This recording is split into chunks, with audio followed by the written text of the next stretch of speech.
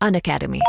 Let's crack it. Hello दोस्तों, welcome to pathfinder. मैं हूं Richa Pandey. I hope you all are doing very well. चलिए चलते हैं वीडियो पे और डिस्कस कर लेते हैं आज के अपने one of the very important convention के बारे में, जिसका कि नाम है United nation conference on environment and development, जिसको कि दोस्तों फेमसली आपने इस नाम से सुना होगा, रियो कन्वेंशन। इसके और भी कई सारे नाम हैं। आज की इस वीडियो में उसके बारे में भी हम डिस्कस करेंगे, साथ ही रियो कन्वेंशन के बारे में जानेंगे और आखिरकार रियो कन्वेंशन किसके वजह से हुआ इसके बारे में भी डिस्कस करेंगे और पूरे इस रियो कन्वेंशन के एस्पेक्ट पे आज की इस वीडियो में हम करेंगे डिस्कस। वीडियो को स्टार्ट करने से पहले दोस्तों एक आप सबका डाउट था जिसमें कि आपने कमेंट किया था और मैंने उस कमेंट को पढ़ा था। आपका डाउट था कि कन्वेंशन एंड डिक्लेरेशन के बीच में क्या है डिफरेंस। पहले बात करते हैं कन्वेंशन के बारे में। दोस्तों कन्वेंशन क्या होता है ना, ये एक लीगली बाइंडिंग मीटिंग होती है, ठीक है, जिसमें कि आप देखोगे कि एक फ्रेमवर्क होता है और उसी फ्रेमवर्क पे जो भी मेंबर कंट्रीज होते हैं, जो भी उस पूरे कन्वेंशन के मेंबर्स होते हैं, उसी फ्रेमवर्क पे वो क्या करते हैं, डिस्कस करते हैं, बातचीत करते हैं, डिसाइड करते हैं, जो भी उस फ्रेमवर्क से रिलेटेड इश्यूज हैं, प्रॉब्लम्स है, उस पे वो चर्चा करते हैं।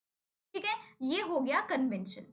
वहीं पे आप देखोगे कि जो डिक्लेरेशन होता है, उस पूरे कन्वेंशन में क्या हुआ था उसका एक डॉक्यूमेंट होता है। ठीक है, वो डॉक्यूमेंट के फॉर्म में आता है। जैसे कि आपने देखा होगा कि जो कन्वेंशन होते हैं, जो बातचीत होती है पूरे उस फ्रेमवर्क पे, तो उसके कुछ प्रिंसिपल्स है ना कन्वेंशंस के होते हैं। तो वो जो प्रिंसिपल्स होते हैं ना, उसी को हम डिक्लेरेशन करते हैं कहते हैं। ठीक है, और वो जो डिक्लेरेशन है हमें डॉक्यूमेंट के फॉर्म में देखने को मिलता है।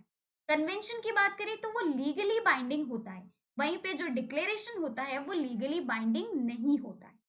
क्लियर हो गया कि आखिरकार कन्वेंशन और डिक्लेरेशन होता क्या है। तो चलिए अब बढ़ाते हैं वीडियो को आगे और रियो कन्वेंशन के बारे में कर लेते हैं डिस्कस।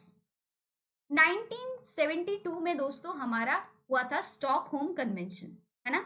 1972 में हमारा पहला ऐसा इंटरनेशनली रिकग्नाइज्ड डॉक्यूमेंट के तौर पे हमें स्टॉकहोम कन्वेंशन देखने को मिला था, जिसमें कि हमने कैसे एनवायरनमेंट को डैमेजेस से बचाया जा सके, कैसे ग्लोबल लेवल पे एनवायरमेंटल जो इश्यूज हैं उसको एड्रेस किया जा सके, तो पहली बार डिस्कस किया गया था हमारे स्टॉकहोम कन्वेंशन में, है ना।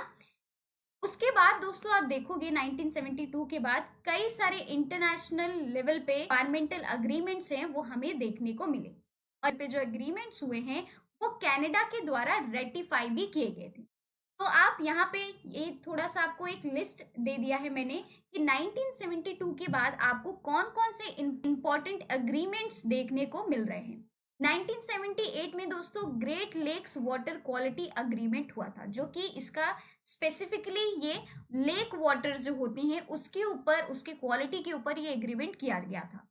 1979 में देखोगे कि Geneva convention on long term transboundary air pollution. Transboundary air pollution मतलब कि आपके टेरिटरी से जो आपका पोल्यूशन है ये दूसरे कंट्री की टेरिटरी में ना जा पाए। इसके ऊपर एक बहुत ही फेमस केस है, ट्रेल स्मेल्टर केस। ठीक है, ट्रेल स्मेल्टर केस पे 1985 में आप देखोगे हेलसिंकी अग्रीमेंट हुआ था। ये एक 21 नेशन का कमिटमेंट था कि कैसे रिड्यूस किया जा सके सल्फर डाइऑक्साइड एमिशन की। ठीक है, 1988 में मॉन्ट्रियल प्रोटोकॉल हुआ था ऑन सब्सटेंसेस कि कैसे ओजोन लेयर को डिप्लीट किया जा सके। और 1986 में बेजल कन्वेंशन आया था, transboundary movements of hazardous waste. तो ये कुछ ऐसे दोस्तों अग्रीमेंट्स हमें देखने को मिल रहे हैं 1972 के बाद से, और ये काफी इंपॉर्टेंट अग्रीमेंट्स हमें इंटरनेशनल लेवल पे आपको एनवायरमेंट में देखने को मिलेंगे। रियो कन्वेंशन को दोस्तों कई सारे अलग अलग नामों से भी जाना जाता है, जिसमें कि आप देखोगे कि पहला इसका बुलाया जाता है नाम रियो अर्थ समिट। तो आप देखोगे कि रियो अर्थ समिट के नाम से भी इसे जाना जाता है।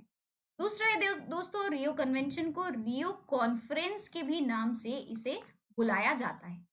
तीसरा आप देखोगे कि इसे रियो डिक्लेरेशन भी कहा जाता है। तो ये कुछ अलग अलग नाम आपको देखने को मिल रहे हैं, जिसमें कि आप देखोगे कि रियो कन्वेंशन का ही ये नाम है। कहीं भी देखोगे तो समझ जाना कि ये रियो कन्वेंशन के ही बारे में बात कर रहे हैं।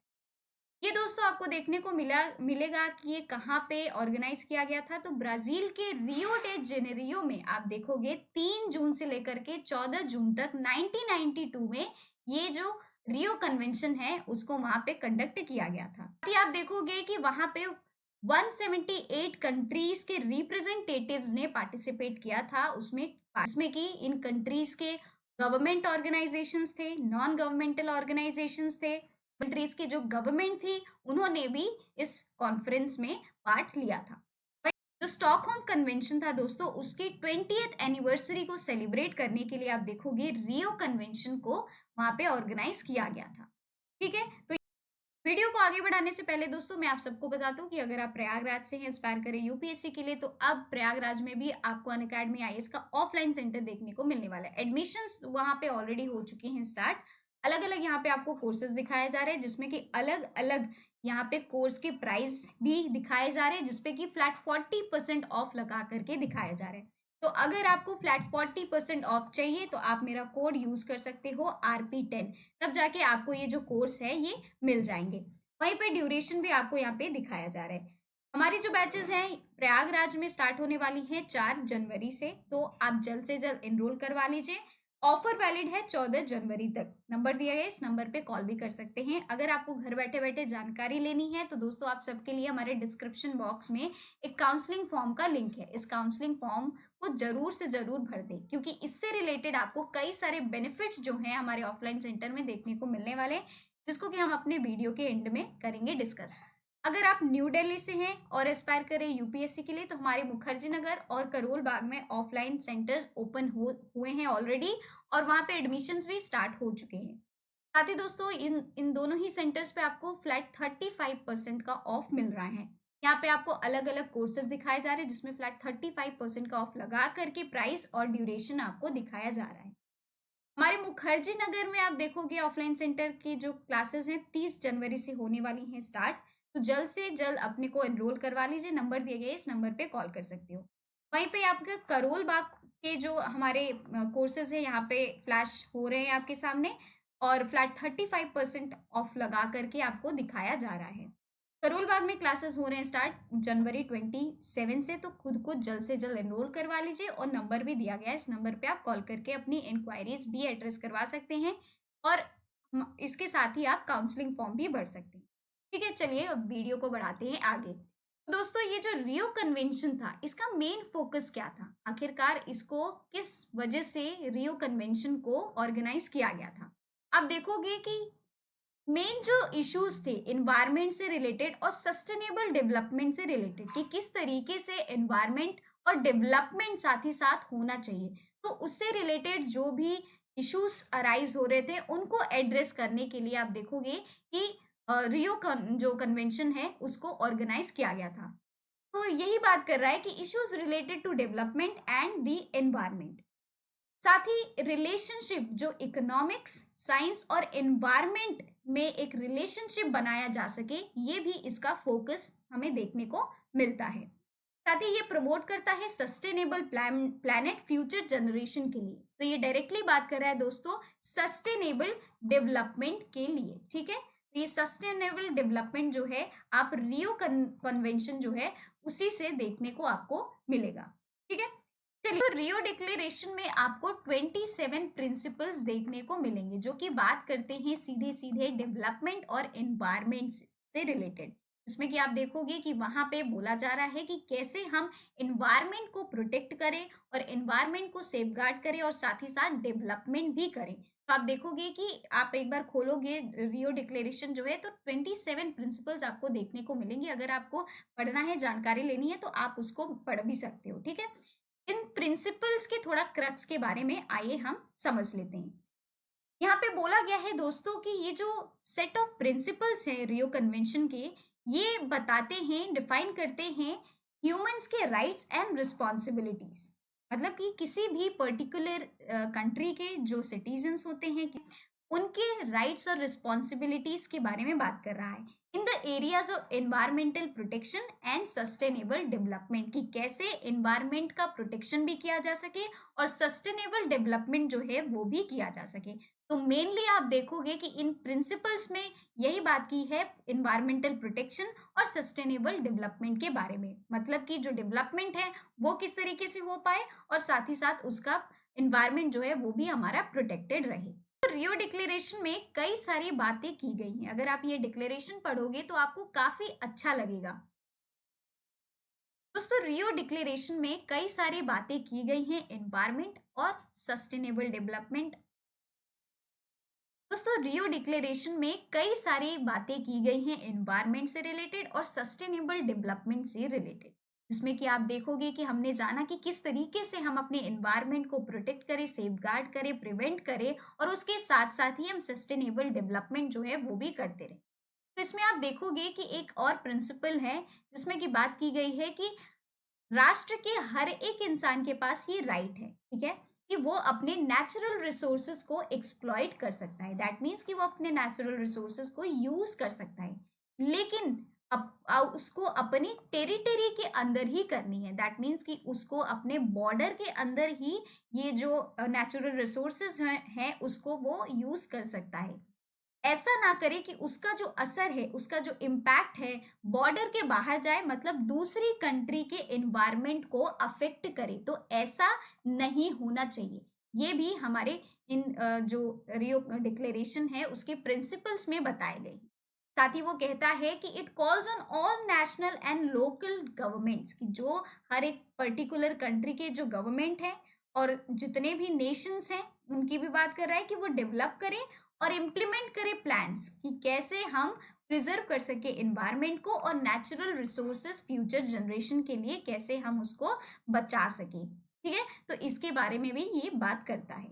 तो रियो डिक्लेरेशन जो दोस्तों है, आपको मैं सजेस्ट करूंगी कि आपको इन जो 27 प्रिंसिपल्स है जरूर से जरूर पढ़ने चाहिए।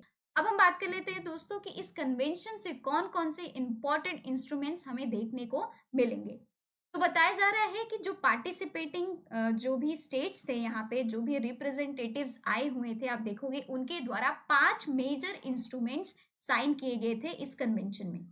पहला है दोस्तों रियो डिक्लेरेशन। आप देखोगे कि ये 27 प्रिंसिपल्स की बात करता है। ठीक है, 27 प्रिंसिपल्स में जैसे कि आप देखोगे कि एनवायरमेंट और सस्टेनेबल डेवलपमेंट के बारे में बात की गई है।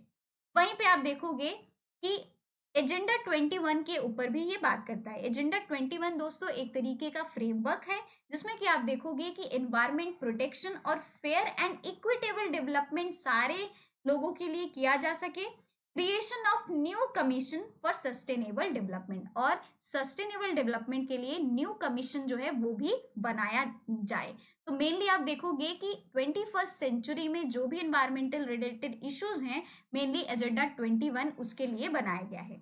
उसके बाद तीसरा आप देखोगे instrument UNFCCD, United nation framework convention on climate change. तो ये क्लाइमेट चेंज से रिलेटेड बात करता है। चौथा है CBD, convention on biological diversity, मतलब ये बायोलॉजिकल जो हमारी डाइवर्सिटी है, वाइल्ड लाइफ है, उससे रिलेटेड भी ये बातचीत करता है। पांचवा है UNCCD, that means United nation convention on combating desertification. Desertification के लिए भी उन्होंने यूनाइटेड नेशन का कन्वेंशन बनाया गया है। तो 5 मेजर इंस्ट्रूमेंट आप देखोगे रियो कन्वेंशन में साइन किए गए थे। अब आपको दोस्तों मैं बता देती हूँ बेनिफिट्स के बारे में कि आखिरकार आप हमारे ऑफलाइन सेंटर को ज्वाइन करोगे क्या क्या बेनिफिट्स मिलेंगे। पहला है फ्री डेमो क्लासेस। तो आपको वहाँ पे पहले फ्री डेमो क्लासेस दिए जाएंगे सो दैट कि आप डिसाइड कर पाओ कि आपकी प्रिपरेशन आपको कैसी वहाँ पे करनी है। ऑफलाइन करंट अफेयर्स के क्लासेस भी आपको दिए जाएंगे, 1-on-1 mentorship, educator doubt solving session भी वहाँ पे कराया जाएगा। फ्री मैगजीन, लाइब्रेरी और वाईफाई भी आपको वहाँ पे अवेलेबल कराया जाएगा।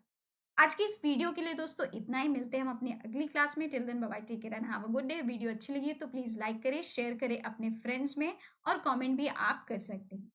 अब यहाँ पे एक छोटी सी आपको क्लिप दिखा रही है हमारे ऑफलाइन सेंटर की, तो आप देख सकते हैं और हमारे ऑफलाइन सेंटर को विजिट भी कर सकते हैं।